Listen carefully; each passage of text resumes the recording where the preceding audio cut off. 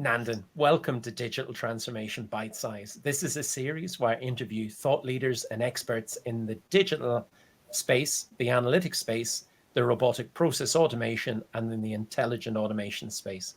Welcome, sir. How are you today? I'm doing very well, Kieran, and thanks so much for having me. I've seen you online doing so many things. It's the talks, it's the publications, it's LinkedIn and everything else. You must enjoy the digital transformation space. What is it about digital transformation that's captivated your attention and kept your interest? Yeah, I enjoy technology in general, and that's been my thing. People always used to come to me with, Nandan, what's the app that could do that? I used to be the tech guy, and so I like technology in general and digital and where we are going. And digital is nothing but about extending what technology's possibilities to business, right? So I think at the core, digital is basically reimagining businesses with technology, right? And more and more businesses are becoming technology. You cannot remove one from the other. They're very interlaced, right?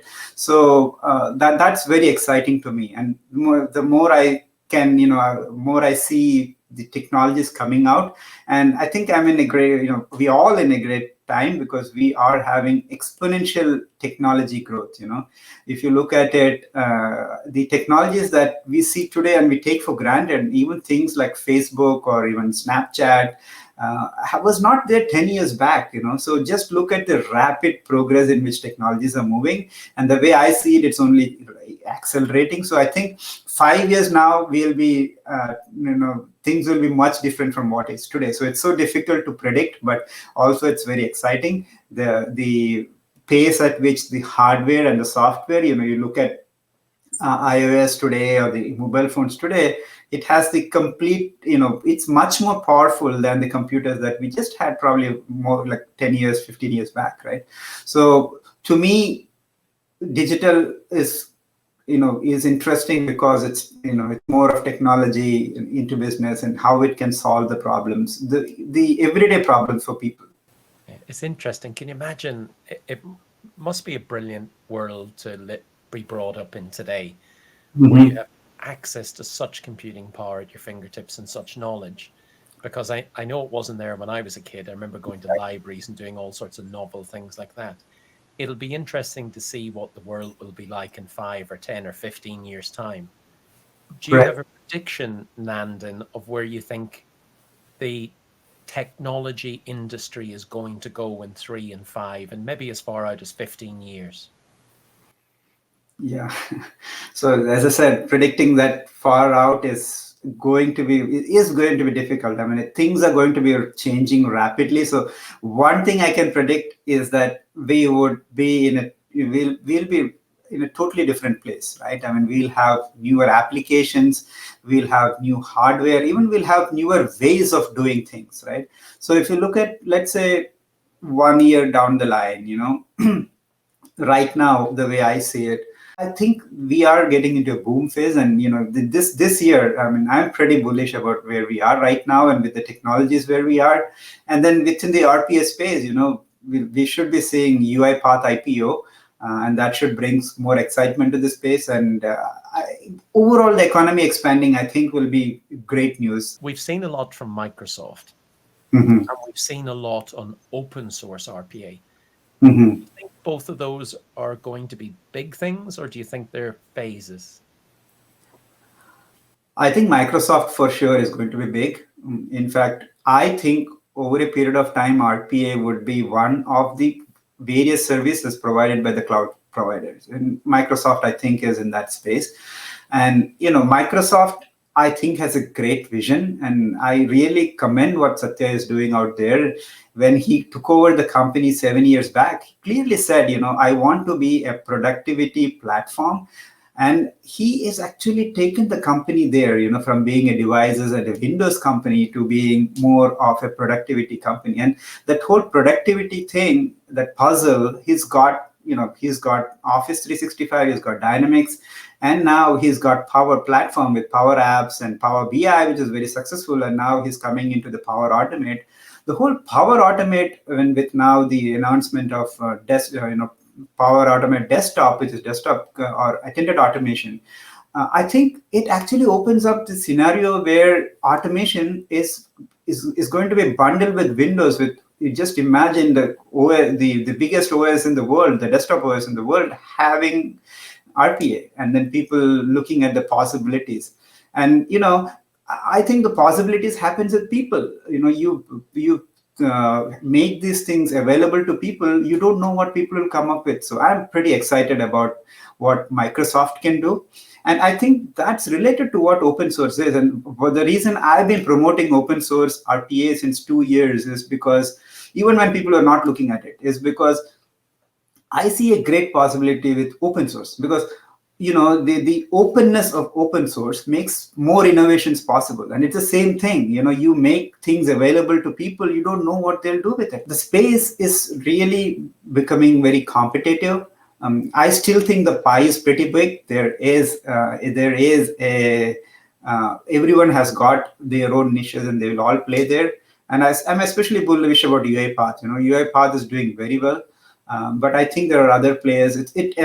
I think competition is good. It improves the space. It takes it where we would not have imagined. I think those are the two things that I love the most, which is competition does create innovation. Yeah. And I think in open source is a great example of that. And I think open source is a great example of a maturing market, because you've seen before when maybe Microsoft dominated the operating system market, you had people who didn't like that and invented Android. So I love what you're saying around there. Give people the tools and watch the creativity flow. Are there particular technology, so ignoring RPA and open source and document processing, you're in the technology space itself. Are there technologies out there that excite you that we should all be looking at? Are there any in particular? Oh yeah, absolutely. As I said earlier, I'm a technology guy, and that's like a question I really love. To me, some of the things which really excites me is the whole no-code movement. And notice that I didn't say low code, I said no code. The whole no code movement, I think, is very impressive. It makes the whole space bigger, right? And the business users have always been, in terms of technology, have been using what's available to them and what resonates with them. They started with Lotus 123 and then Excel. And I think it's more of the same in terms of low code too. If you look at Amazon, they came up with a low code version which uses spreadsheets. Microsoft just released one with PowerFX, which is more of spreadsheet thing. So I think it will be more power to the business users, and then that would mean that technology, there'd be more possibilities. Again, going back to the theme, right? There'll be more possibilities which we will see with the technologies opening up to more people. The other technologies, if I may, which I'm pretty interested about, is the whole decentralization movement. Again, so look at it, the theme is movements, and the huge shifts in my mind. So no code is one, decentralization is one, and the whole space, I think, the way we do computing itself with a decentralized, like a world computer, like Ethereum, that is amazing. And that space is really, right now booming. Yesterday there was a auction, and a TFT which is sold for like about $70 million. Can't imagine those things happening, but for creators like me, that's amazing that there's a new way people will make money, and I love that where it is going, and I love a creator economy. I mean, for people like you and me. One more thing I would mention is the whole movement about metaverse and multiverses, and I don't know how much you or our audience would have heard about it, but again, Roblox took on an IPO. They went to 45 billion valuation. So that whole metaverse and thing with Fortnite has been brewing for some time. But I think it's right now, because with COVID and pandemic, everyone have been moved to digital. We'll be looking at more digital, and what's more exciting than having our own new worlds out there. I always used to tell my son, don't play games too much, but now I say, oh, you should play more games. You should explore the metaverses. So yeah, those are three things I'm pretty excited about. I think big shifts and big movements out there. Do you think firms will struggle to give folks all of the technology that people want and need to do their job? Yeah, in my mind, yeah, I mean, in terms of rolling out technology to the firms, it's been a bit siloed, I think so. And then there has been a gatekeeper, which is IT, and I think that that is going to change, right? I mean, in the sense that we everything is blurring, and especially with the pandemic and things, uh, customers have been able to do even things using their personal laptop, and so I think the technology is opening up. I mean, like earlier, if you want to buy certain thing, you would go to a local store, browse, or a mall, and buy it. Right now, but we go to Amazon, look at the reviews, look at various things, and then buy things, right? And so I think the power is shifting from just the technology people, rolling out things to people browsing things and then coming back and saying, oh yeah, this is what I want. So customers, including business users like the CEOs, are actually doing their groundwork now, or doing their research, and then coming back and saying that this is the technology I want, this is what I want to use. And with no code movement, all that will be even more accelerated. And with SaaS, like earlier, you had to go through IT to get somebody to come and install your stuff and get your application running. When we were doing automation within Fujitsu, we had this onboarding use case, and then they had a lot of this PDFs which was emailed and things like that, and we were suggesting them a solution, and they said, no, we already have one solution. We have a SaaS solution for onboarding, which will integrate with your RPA. So I think the way the technology is being rolled out is becoming more open. Even HR or any of the business users are selecting their technology, rolling it out, and they have a lot of information at their fingertips, especially like with people like you providing all this interviews, and it's very open out there. So it's good and bad. Sometimes like there are some bad players and things like that, and things go bad. But I think at the end of the day, again, going back to my theme, opening up things to people, it expands the possibilities, and you never know what can come out of it. And that's what I think will take us forward.